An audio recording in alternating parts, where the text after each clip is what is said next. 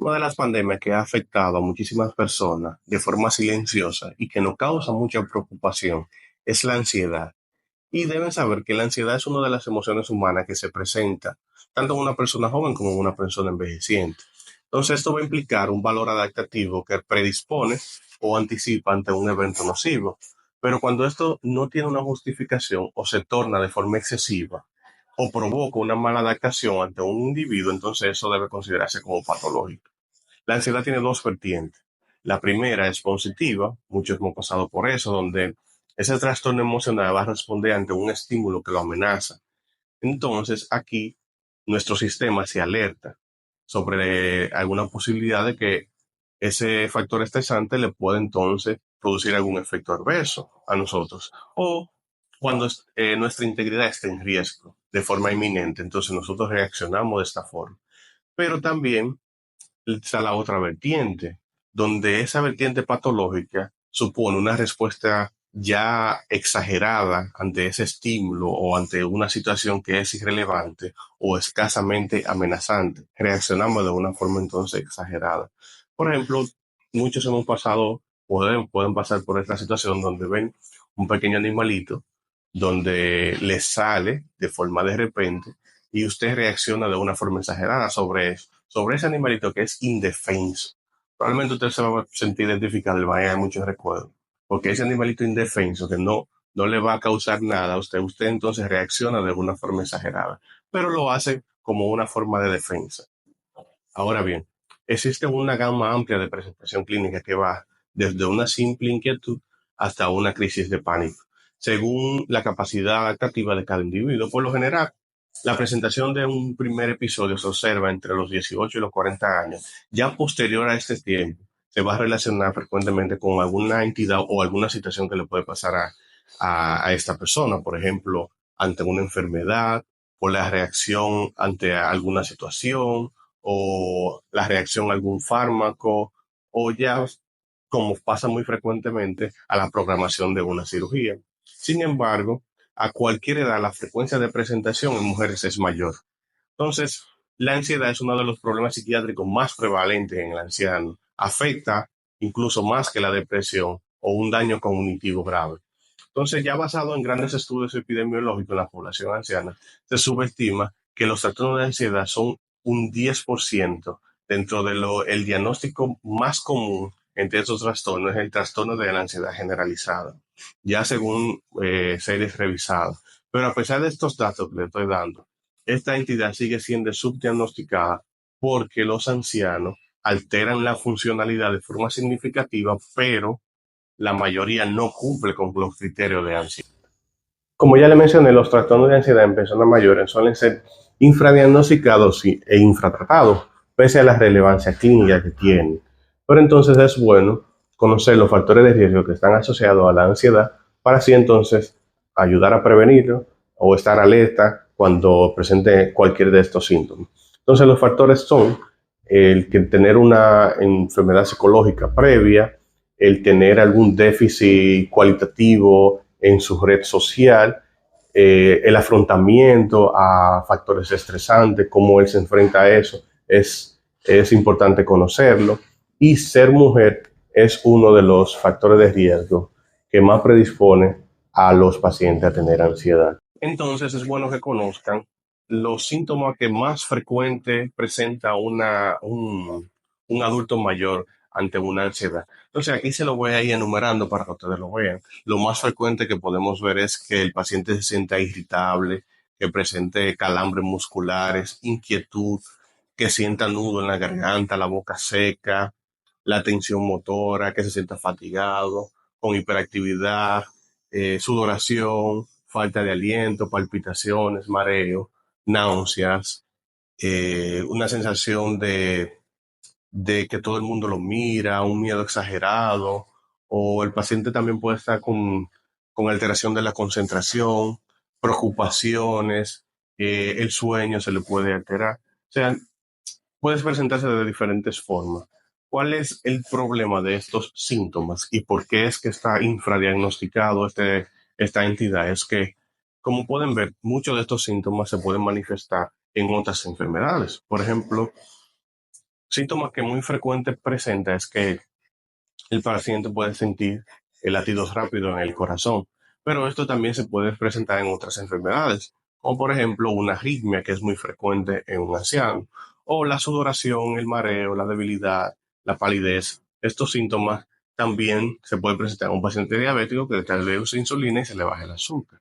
Entonces, por esa razón, a veces se hace muy difícil hacer el diagnóstico porque estos síntomas de ansiedad están también manifestándose en otro tipo de enfermedades que son también muy frecuentes en el anciano. Ahora, la consistencia de la ansiedad y la depresión es muy frecuente en el anciano, de forma que hasta un tercio de los ancianos que sufren ansiedad también cumplen con criterios de depresión mayor y a la inversa, un tercio de los pacientes que tienen depresión también cumplen con criterios de ansiedad. Y es que la depresión por sí misma causa ansiedad y se presenta entre un 20 o un 40% de los pacientes, por lo que el diagnóstico diferencial es primordial en el anciano y en los pacientes que presentan ya trastorno de ansiedad generalizada, más de un 70% entonces desarrollan en algún momento de la vida depresión. Entonces, al parecer, estas dos entidades tienen un sitio anatómico en común ya en edades avanzadas. Entonces, la diferencia entre esas dos entidades es bueno conocerla. Y una forma fácil de hacerlo es conociendo los factores de riesgo entre estas dos entidades. En primer lugar, la persona que tenga afectación cognitiva o limitación funcional o que esté soltero es más común en pacientes que tengan depresión que en pacientes con ansiedad. Y es bueno que usted vaya disminuyendo esos factores de riesgo. Por ejemplo, si usted está soltero, búsquese una pareja para que entonces tenga menos factores de riesgo para estas entidades. También las personas que tienen eventos traumáticos previos o factores estresantes previamente. Entonces, estos, aunque puede aparecer en las dos enfermedades, es más común que aparezca en la ansiedad más que en la depresión. Y por último, también la edad. Para un paciente mayor, la edad y la ansiedad le sirve como un factor protector, pero se ha visto que mientras mayor es, más tendencia es a un estado depresivo. Hay otras entidades también que deben conocer que esos pacientes pueden presentar, el que padece de esas entidades puede presentar también ansiedad. Por ejemplo, los pacientes que son afectados por demencia o por algún deterioro cognitivo, esos pacientes también la prevalencia de ansiedad es similar, pero que no puede ayudar a llegar al diagnóstico que el paciente con demencia tiene dificultad para conocer objetos, tiene apraxia, tiene agitación que estos síntomas no son normales en un paciente que tiene ansiedad. También la incontinencia. Se ha documentado que el paciente que tiene incontinencia o que tiene limitación funcional está muy relacionado con la ansiedad. Otro síndrome geriátrico que nosotros siempre vemos es la polifarmacia. Cuando el paciente usa múltiples fármacos, es normal en un paciente anciano por las múltiples enfermedades que tiene usar varios fármacos. Entonces, los efectos adversos, las interacciones de algunos de ellos, puede provocar síntomas similares también a la ansiedad, pero también el uso de sustancias como por ejemplo el alcohol, algún tipo de droga, también el uso de hormonas tiroideas, los antidepresivos, los anticolinérgicos, estos fármacos también pueden producir síntomas similares a la ansiedad. Y por eso a veces el diagnóstico de estas entidades se hace un poco difícil. Y para concluir, el insomnio, que es cuando usted tiene dificultad para iniciar o para mantener el sueño, o no tener un sueño reparador.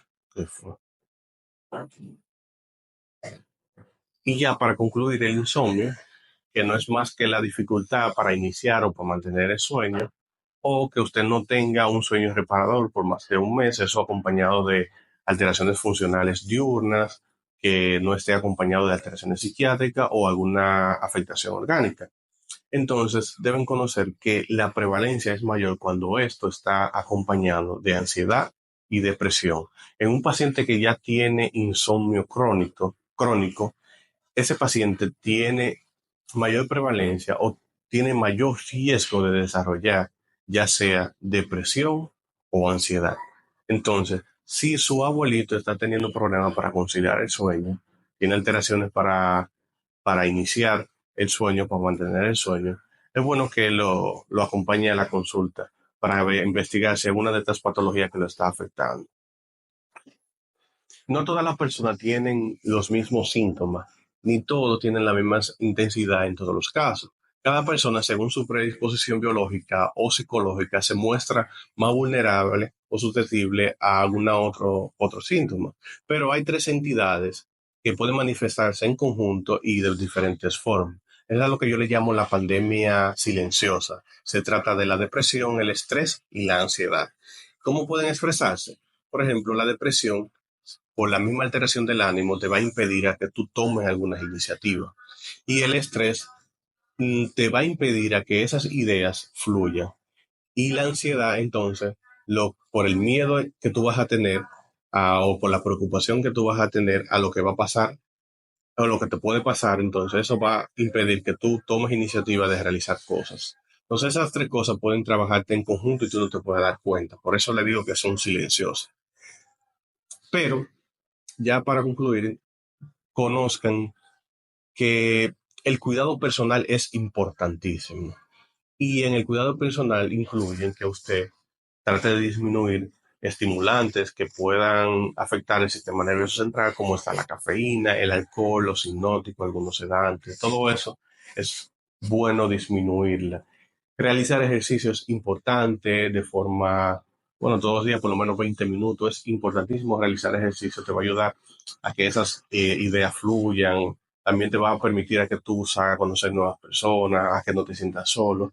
Esa parte es importantísima. Y también deben recordar que la ansiedad aplasta el corazón del hombre, pero la palabra te reanima.